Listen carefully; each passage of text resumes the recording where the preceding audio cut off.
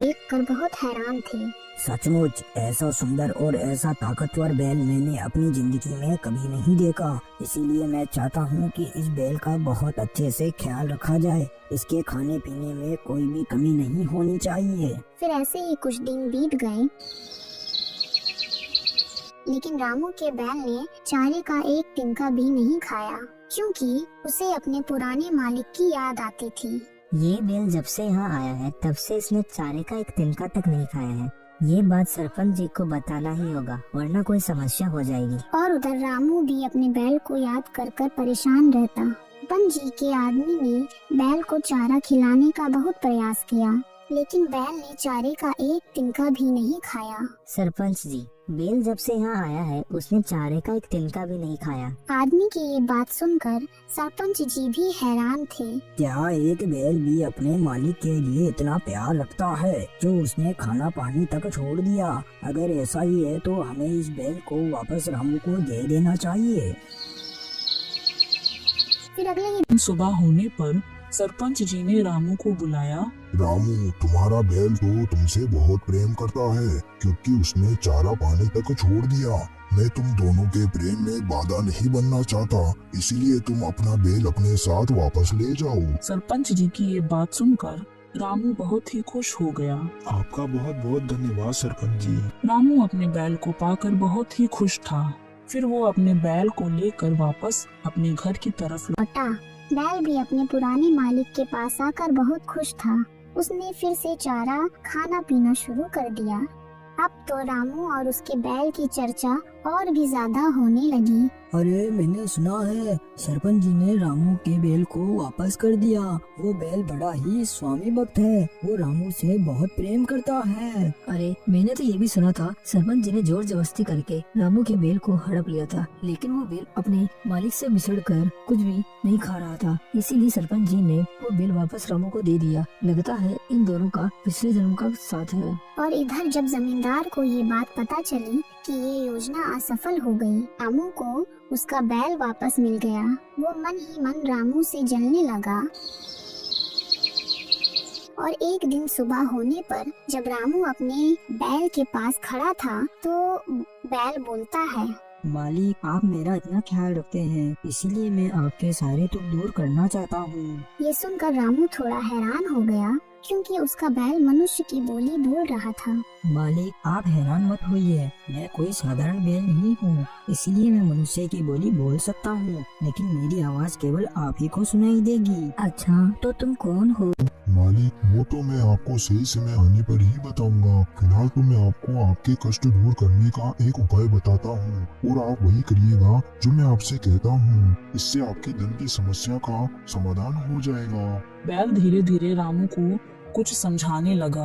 योजना तो तुम्हारी बहुत ही अच्छी है, परंतु कहीं ऐसा ना हो कि इसमें मैं खुद ही फंस जाऊं। मालिक, आप इस बात की चिंता मत कीजिए, आप मेरे ऊपर विश्वास कीजिए, क्योंकि मैं एक साधारण बैल नहीं हूँ। ठीक है, तो फिर मैं तुम्हारे कहे अनुसार ही काम करूँगा। फिर रामू वहाँ से सीधा जमींदार के पास चला गया। जमींदार साहब, मेरा मन है कि मैं आपसे एक बैल खरीद लूं। फिर मेरे पास एक जोड़ी बैल हो जाएंगे, तो मैं लोगों के यहाँ खेतों में बैल से हल जोतने का काम भी कर लिया करूँगा। हाँ हाँ, क्यों नहीं, मेरे पास एक से बढ़कर एक बलशाली बैल है। वो तो ठीक है सेठ जी, लेकिन मेरे बैल के मुकाबले का बैल आपके पास नहीं है। मेरा बैल तो इतना ताकतवर है कि अनाज से भरी हुई 3 बैलगाड़ियों को वो अकेला ही खींच सकता है। रामू, मैंने माना कि तुम्हारा बैल ताकतवर है, लेकिन इतना भी ताकतवर नहीं है जितना तुम बोल रहे हो, क्योंकि तुम जो बोल रहे हो वो संभव नहीं है। अकेला बैल अनाज से भरी हुई 3 बैलगाड़ियों को खींचना तो दूर, उन्हें हिला भी नहीं सकता। इतना घमंड अच्छा नहीं है रामू।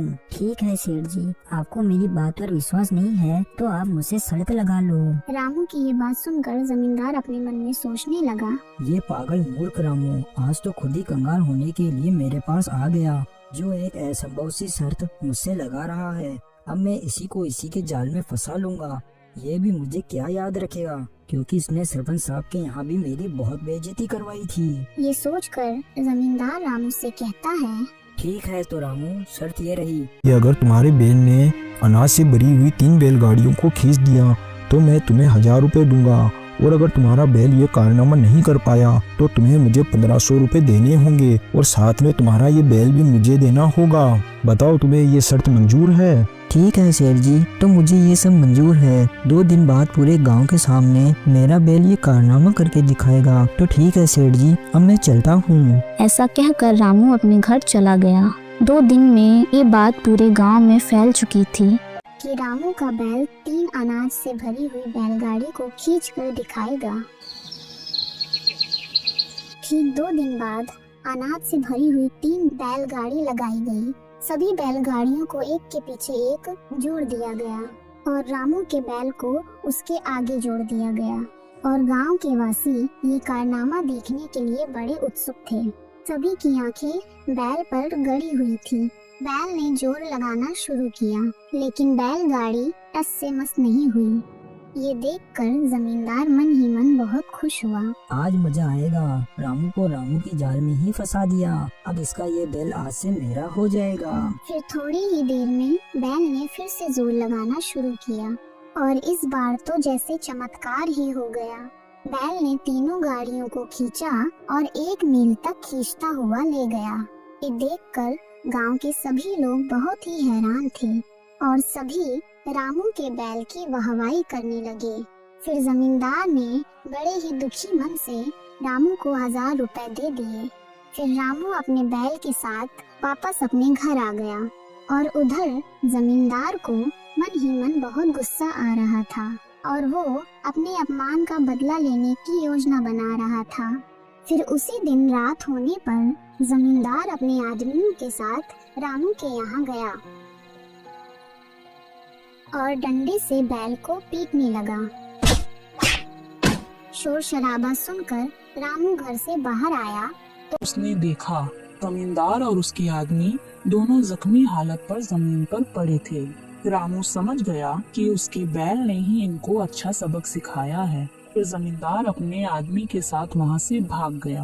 आज तुम मुझे सच सच बताओ, कौन हो तुम? हाँ मालिक, मैं आपको सारी बात आज सच सच बताता हूँ। आप ध्यान से सुनिए। पिछले जन्म में मैं एक व्यापारी था। मैं गाय का दूध निकालकर गाँव में बेचने का काम किया करता था, लेकिन उस समय मुझसे एक बहुत ही बड़ा अपराध हो गया था, जिस वजह से मुझे इस जन्म में बैल का शरीर मिला। मैं गाय का दूध बेचकर अपना जीवन बिता रहा था, लेकिन एक बार मेरी गाय ने एक बछड़े को जन्म दिया और उस बछड़े के प्रति मेरा रवैया थोड़ा ठीक नहीं था, क्योंकि मैं उस बछड़े को उस गाय का दूध बहुत ही कम पीने देता था। मैं सारा दूध निकालकर अपने परिवार को पिला देता और बचे हुए दूध को गांव में बेच आता, और जिसका परिणाम ये हुआ कि वो बछड़ा बहुत ही कमजोर हो गया और बीमार रहने लगा। और फिर ऐसे ही एक दिन उस बछड़े ने अपने प्राण त्याग दिए। लेकिन बछड़े के मरते ही गाय ने भी उसके दुख में चारा पानी खाना छोड़ दिया और कुछ ही दिनों में उस गाय ने भी अपने प्राण त्याग दिए। और फिर उन दोनों की मृत्यु का पाप मेरे सर पर चढ़ गया। इसका परिणाम ये हुआ कि मुझे इस जन्म में एक बैल का शरीर मिला और आगे की कहानी तो आप जानते ही हैं। मैं आपके पास पहुंच गया और अपने पापों को धोने लगा, क्योंकि आपने मुझे बिना किसी स्वार्थ के पाल पोसकर बड़ा किया और मुझे बहुत प्यार दिया। बैल की ये सारी बातें सुनकर रामू की आंखों में आंसू आ गए। फिर अगले ही दिन रामू जमींदार के दिए हुए 1000 रुपए और कुछ खुद के पास से जमा किए हुए पैसे से एक छोटी सी जमीन खरीद लेता है और उस बैल के साथ मिलकर जमीन पर खेती करता है।